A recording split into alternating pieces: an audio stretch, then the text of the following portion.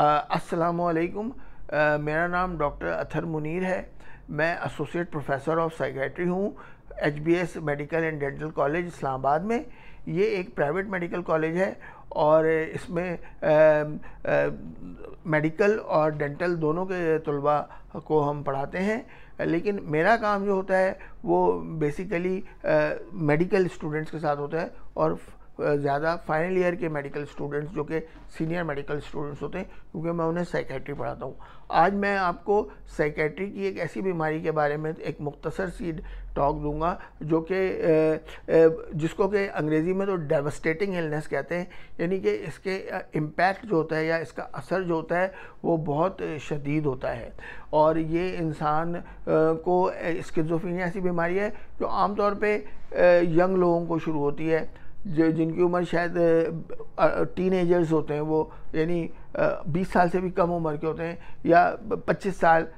कम से कम 30 साल की उम्र तक ये बीमारी ज़हूर पजीर हो चुकी होती है। और एक दफ़ा ये बीमारी शुरू हो जाए तो फिर ये जाती नहीं है, ये इंसान के साथ रहती है और ये इंसान के साथ आखिर तक चलती है। इस बीमारी का अभी तक कोई मुकम्मल क्योर भी नहीं आया है। अगरचे हमारे पास मुख्तलिफ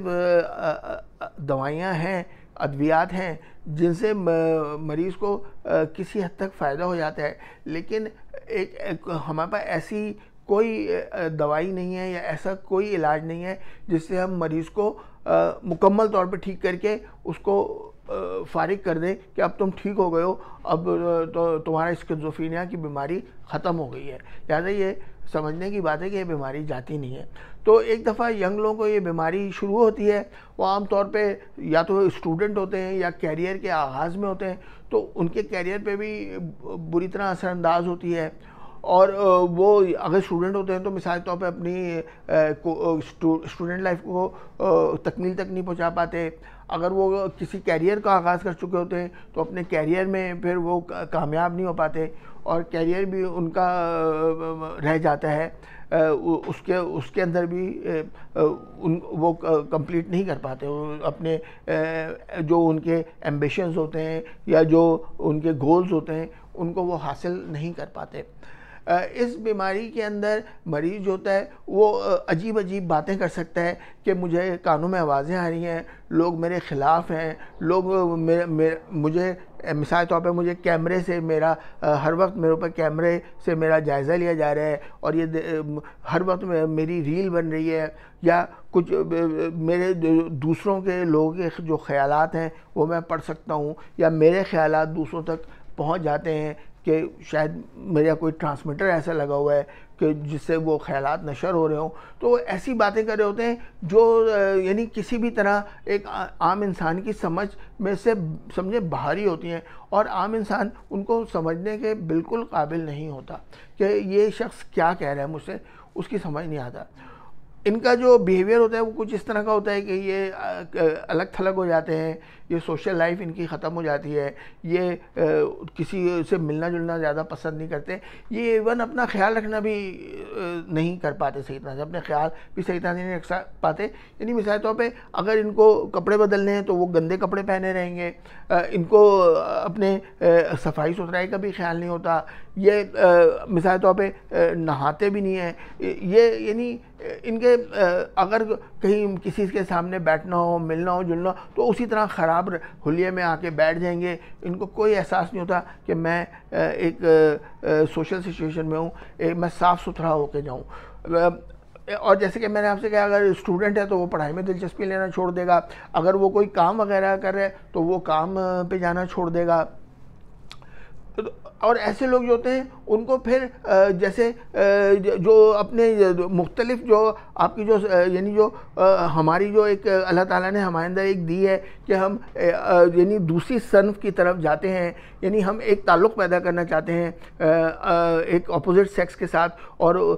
मतलब वो एक जैसे शादी ब्याह کی طرف بھی ان کا کوئی رجحان نہیں ہوتا، تو یہ لوگ اس طرف بھی ان کا یہ لوگ دھیان نہیں دیتے، اور یہ بلکہ کہتے ہیں کہ جی مجھے تو شادی کی اب کوئی خواہش ہی نہیں رہی ہے، میں تو اکیلا ہی رہنا پسند کرتا ہوں اور میں اسی طرح سے اپنی زندگی گزارنا چاہتا ہوں، اب میں شادی نہیں کروں گا، اور اس کا کوئی ریزن بھی نہیں دیتے، بس وہ یہی کہتے ہیں کہ مجھے شادی کا کوئی خاص خواہش نہیں رہ گئی ہے، یعنی ان کا کوئی اس طرح کی خواہش بھی نہیں ہوتی کہ وہ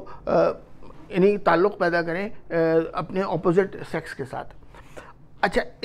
اب اس بیماری کا جو ہوتا ہے علاج وہ طویل ہوتا ہے، کیونکہ یہ جیسے میں نے کہا ہمارے پاس کوئی ایسی علاج مطلب ایسی دوائی تو ہے نہیں یا کوئی ایسا کیور تو ہے نہیں کہ ہم مریض کو مکمل طور پر ٹھیک کر دیں، لہذا یہ مریض لانگ ٹرم مریض ہوتے ہیں، یہ سمجھیں لائف لانگ مریض ہوتے ہیں، ایک دفعہ یہ ان کو دوائی ساری زندگی لینا پڑتی ہے، اور دوائی بھی کچھ مریضوں میں تقریباً 25% مریضوں میں تو دوائی بہت حد تک کامیاب ہوتی ہے اور وہ بہت حد تک ٹھیک بھی ہو جاتے ہیں، لیکن زیادہ تر مریض جو ہوتے ہیں ان کے اندر جو ہوتی ہے دوائی وہ اثر تو کرتی ہے، لیکن یہ مریض ان کے اندر یعنی علامات بھی رہ جاتی ہیں بیماری کی، تو اس کی وجہ سے یہ مکمل طور پر ٹھیک بھی نہیں ہوتے، تو ظاہر ہے ان لوگوں کا خیال تو پھر ان کے گھر والے ان کے پیارے ہی رکھتے ہیں، لیکن ایک سٹیج ایسی بھی آ جاتی ہے کئی خاندانوں میں یا کئی پیشنٹس کے ساتھ کہ گھر والے پھر اس طرح سے مزید ان کا خیال رکھنے کے قابل نہیں رہتے، تو ان کو پھر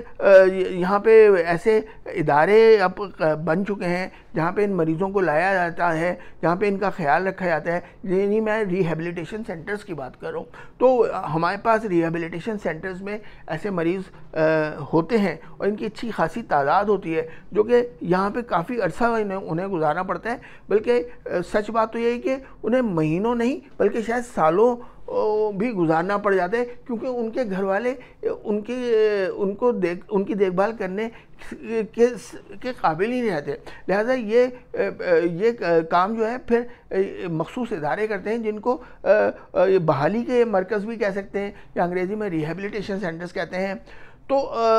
اس طرح کے مریضوں کو ہم ریہیبلیٹیشن سینٹرز میں بھی ہم کافی اس طرح کے مریض دیکھتے ہیں، تقریباً ہمارے 30% کے قریب مریض اس طرح کے ہوتے ہیں ریہیبلیٹیشن سینٹرز میں جو اسکیزوفرینیا